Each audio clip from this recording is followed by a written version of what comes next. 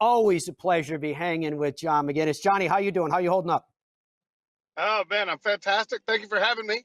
I feel like joining you and Trip. It's like the name of the show, The President the Leprechaun? Is that what you guys are calling it these days?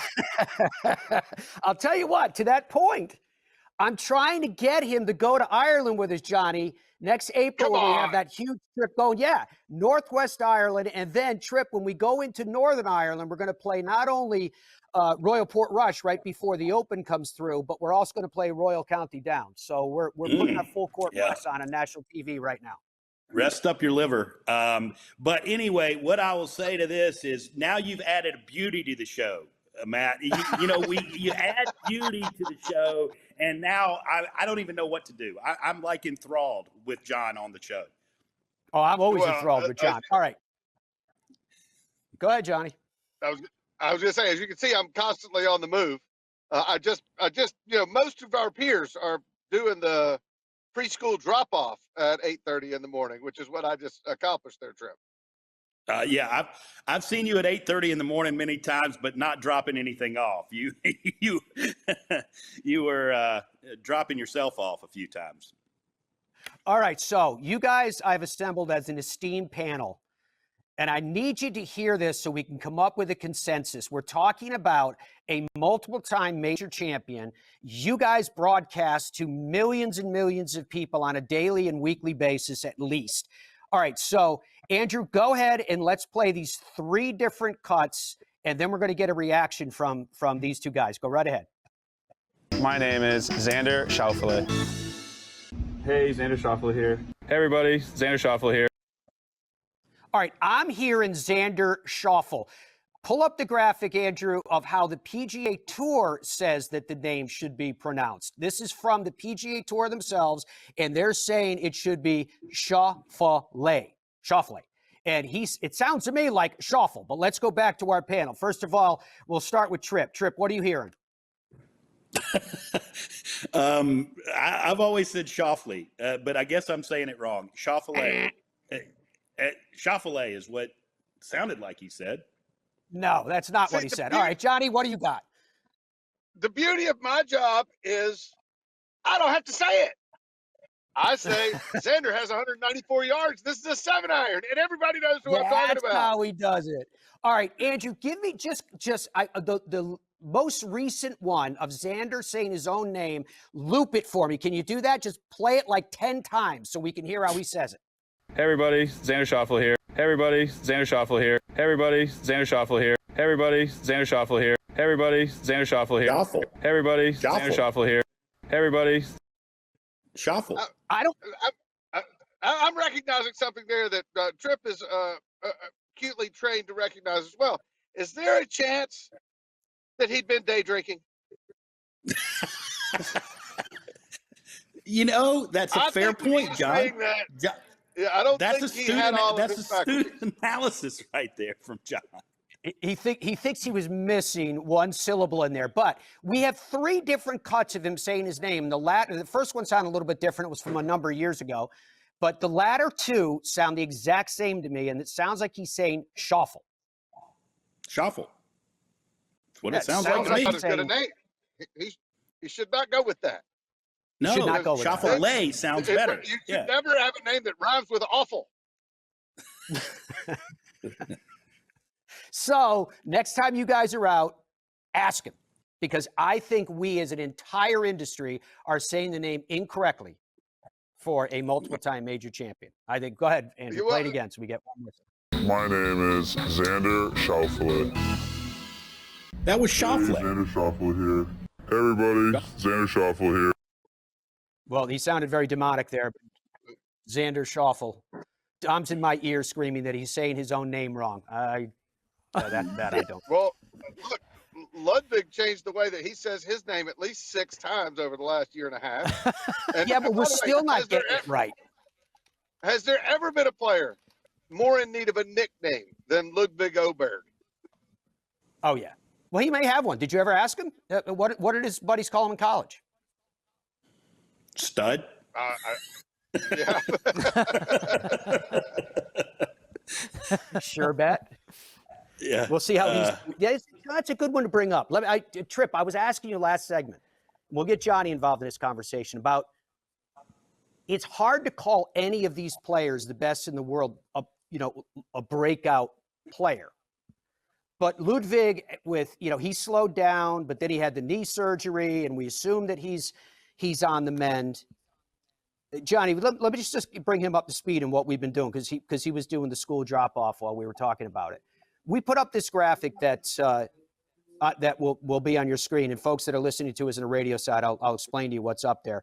It's a graphic of performance from Scotty Scheffler and from Xander Schauffele for the year that was. For Scotty, 8 wins. Of course, he won the Masters. He won the gold medal, 16 top 10s. Xander, 2 wins. They were both majors, the Open and the PGA, with 15 top 10s. But then we put up this second graphic, Johnny, and we debated what to call this graphic, and no names seemed to fit. We called it the pack.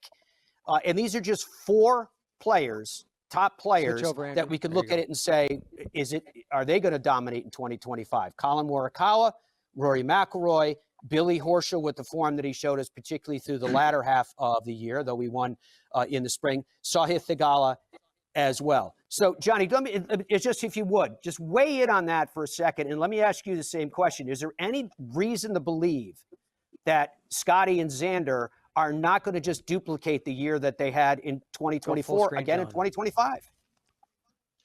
I think the reasons to believe it is that it's so hard to do. The old saying, why is it so hard to back up a great round with another great round? Well, because it's so hard to have the great round in the first place. Well, Scotty had a bunch of them. I feel like Rory has one more great run in him. I feel like there's so many great players out there that staying on top. Go to John. Let me see John full screen. Nah. I think that if you look at this group, there's only one guy that sustained it for a long period of time. None of those guys were in the top 10 in the world 10 years ago, except for Rory. He's got one more run in him. I know he should have won at LA. He should have won at the old course. He should have done this. He should have done that. He's not done yet. He's got one more great run in him, and I think that it's coming this coming year.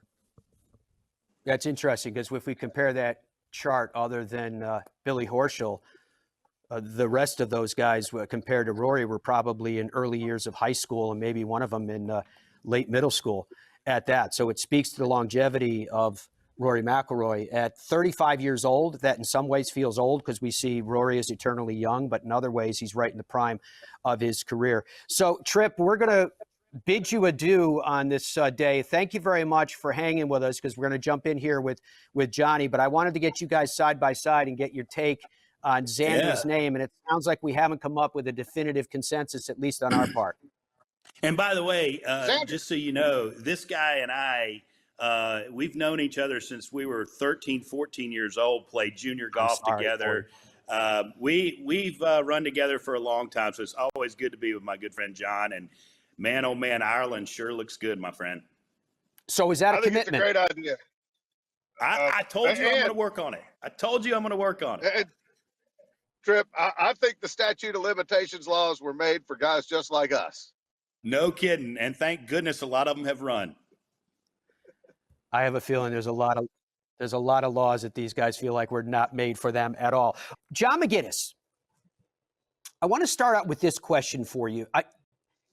I'm wondering if the game at its highest competitive tiers suffers from a sort of disconnect right now. Meaning that, what's going on between rival leagues and negotiations and the status of all that and all this news that swirls around what actually happens with club in hand, where we have seen performances like we already started to discuss from Scotty and from Xander, where we have seen performances from young up-and-coming players, some of them amateurs like Clanton, for example, which is unbelievable amongst professional ranks. I have this feeling, and I'm not trying to be leading, I'm just trying to figure it out. I have this feeling that we might be in a sort of call it mini or maybe not so mini golden age of the game competitively. And is that message getting somewhat overshadowed or at least obscured because of what's going on outside the ropes? I don't think there's any question. And how could it not be? We've had 3 years now of internal strife, and it's done nothing but hurt the game with our fans. Now, has it made the players a whole lot more money? Yes. Will it end up making the PGA Tour a better place when everybody comes back together? Probably. And Phil could take credit for it because that's what he does. He takes credit. And so can Greg. I don't care. I just want them all back playing together. You know, in Phoenix, I want John Rahm wearing the silly jersey. And, you know, I want all the things that we've come to love about the game to return. And they're still there. All the elements are still there. And look, if the other side, and by the other side, I mean the league and not the tour, if the league was trying to destroy the tour, which it looked like they were for a little while, they would have kept firing. But they haven't. They haven't kept firing. They've started trying to adapt and to change. So I feel like a resolution's coming, Maddie, and I don't think it can come soon enough because I do think that we have lost an awful lot of fans. We learned at the U.S. Open this year from the USGA that the game has never been younger than it is right now. That's a great thing, especially for, you know, young broadcasters. Maybe not us old broadcasters, but, you know, if the game has never been younger, then we need to do something to grab that fact. And I look forward to seeing what the next chapter looks like because the beginning of this book has not been all that much fun to read. By the way, Johnny, are you at the longest red light in the history of mankind right now? You know, you're not going to believe me. I'm actually waiting outside. Now, the preschool and the yoga studio are on the same block, and I'm going to the 9 o'clock yoga class. If you'd like, I'll take you inside right now. I don't believe you, to tell you the truth. Not unless they're giving away something for free. No, come on. I'm taking you with me. Come on. Yeah, all right, you walk with me. I'll go with you. You walk us into the yoga class to prove that you're really going there. But as we're walking, we're going to continue this conversation.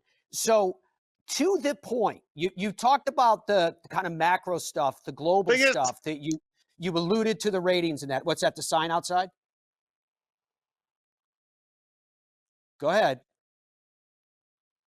Go ahead. I want to see if they immediately. I told you, I'm coming inside. This is the yoga studio. And